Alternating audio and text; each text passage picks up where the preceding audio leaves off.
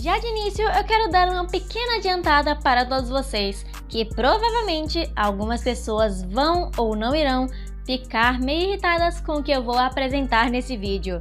Então espero que sejam preparados, porque a arma divina de Apolo foi revelada, e ela é absolutamente nada do que nós esperávamos ou tínhamos aquela expectativa desde o começo do mangá, nos spoilers do capítulo 80 de Shumatsu no Valkyrie. Porque se vocês lembrarem bem, lá no mês passado foi revelada a Volund e a arma do Rei Leônidas, que é praticamente um escudo que se transforma numa arma cheia de lâminas que gira para todos os lados, e que acertou em cheio o Apolo com um tipo de energia misteriosa que conseguiu impedir que ele se defendesse, e que também saiu do corpo do Rei Leônidas. E isso até hoje não foi explicado como que aconteceu ou como que o Leônidas produziu aquela energia. E nem vai ser explicado nesse capítulo e vamos ter que esperar um pouquinho mais. Porém, por enquanto, para nossa felicidade, isso não é assim tão importante no capítulo 80, porque a primeira página, além de mostrar o título, que é Phoebus Apollon, que significa puro Apolo ou Apolo brilhante, que em si para mim já é autoexplicativo quando a gente considera a personalidade do Deus do Sol no mangá, que é todo metido e fala de tudo que ele gosta. Nós também já descobrimos o nome da arma divina que ele usa, que é chamada de Fio de Ártemis, que por coincidência ou não, é o nome da irmã gêmea de Apolo, Ártemis, a deusa da caça. Porém, quando eu tentei dar uma pequena pesquisada se existe alguma menção sobre o Fio de Ártemis na própria mitologia ou algo parecido, eu não achei absolutamente nada. Então esse nome meio que foi inventado especificamente para ser usado aqui no Ragnarok. Mas eu também vi em algumas cenas que o Apolo sabe sim usar um arco e flecha, a lira e um escudo. E eu acho que esse tal escudo vai acabar sendo meio importante no meio da batalha, já que o Leônidas usa um escudo e o Apolo pode acabar sabendo uma maneira de ir contra esse escudo e acertar o Leônidas sem nenhum problema. Só que depois de já terem mencionado o nome da arma divina, é relembrado o momento em que Apolo sangrou e cuspiu sangue por conta daquele último ataque que jogou ele lá no céu da arena.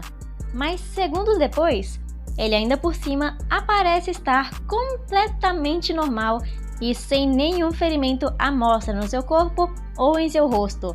Pelo contrário, ele parece estar novo em folha e volta descendo no chão com todo o equilíbrio do mundo, quase flutuando igualzinho a uma bailarina.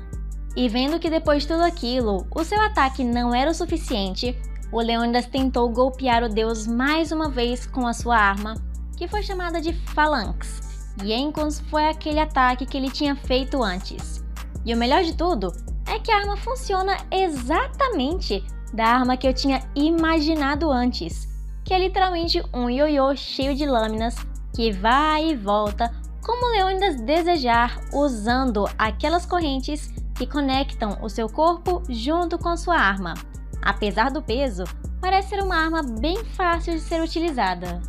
Mas esse ataque que Leônidas fez mirando onde o Apolo iria pousar ali não adiantou de muita coisa, porque o deus conseguiu de novo desviar facilmente do ataque, mesmo quando estava simplesmente pousando no ar. E após aquele golpe que teve no capítulo passado, os deuses ficaram muito animados, vendo os movimentos do Apolo, que estava conseguindo praticamente conseguir toda a vantagem que ele pode no meio da batalha. E é até visto no meio da arena ele fazendo algumas poses com suas manoplas para poder se mostrar o quão belo ele é. Mas como a gente já esperava, a arma divina são aquelas suas manoplas que ele usa para fazer poses, e que das pontas dos seus dedos saem pequenos fios de luz para todos os lados. E aparentemente esses fios são o seu verdadeiro poder, por causa que a luva de Apolo pode mudar de forma infinitamente e ele pode escolher o que ele quiser naquele estilo de arma para a batalha, junto com os seus fios dourados. E segundo a Brunhilde, o fio de Ártemis foi um fio de luz criado a partir da energia luminosa que o próprio Apolo produz e usa no meio de suas manoplas.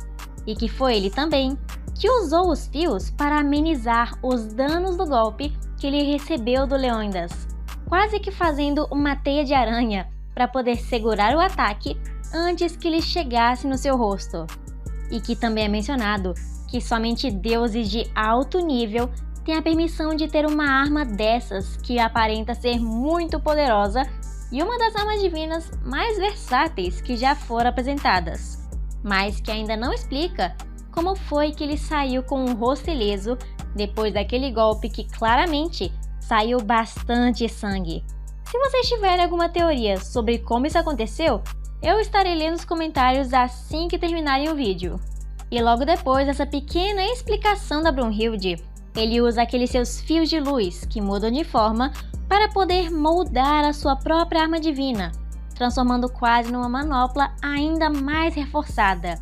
E o nome daquelas luvas eram Phoebus Liar, como brilho mentiroso ou brilho falso.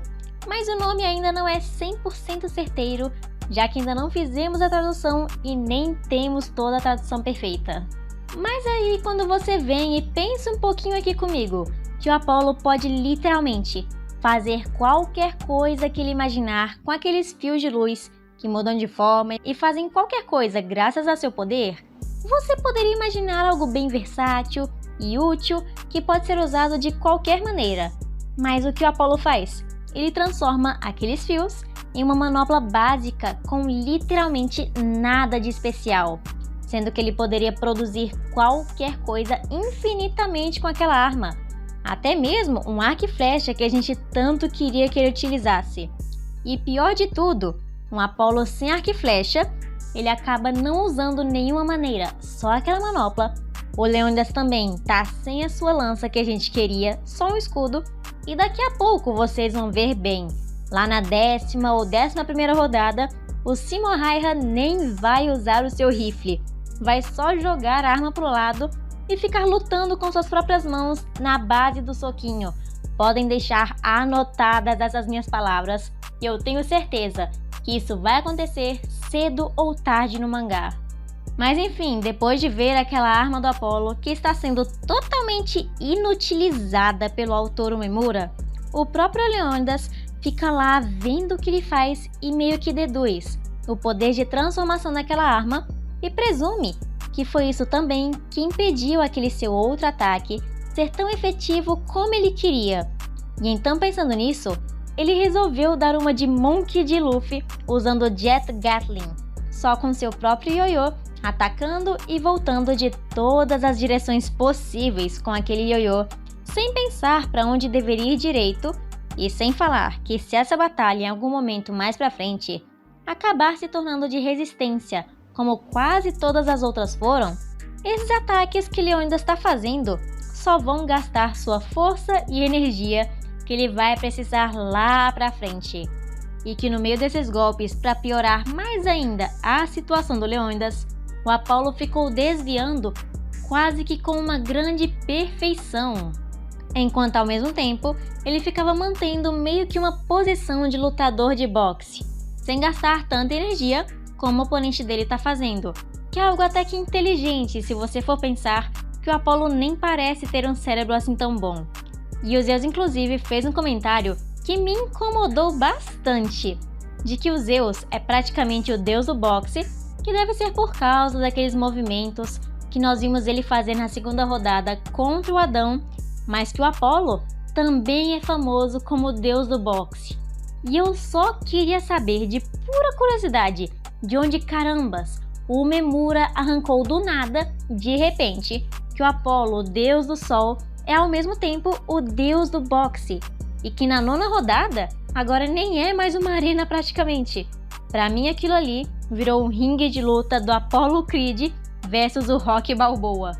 Porque é exatamente isso que o autor tá transformando o Shumatsu, uma luta de socos a cada momento que ele pode. E o pior de tudo é que o Apolo está propositalmente tentando vencer o Leônidas usando só o boxe e nada além disso. Porém, claramente, a técnica estava funcionando mais ou menos, porque o Leônidas estava perdendo toda a vantagem que ele parecia ter antes ao revelar a sua arma divina.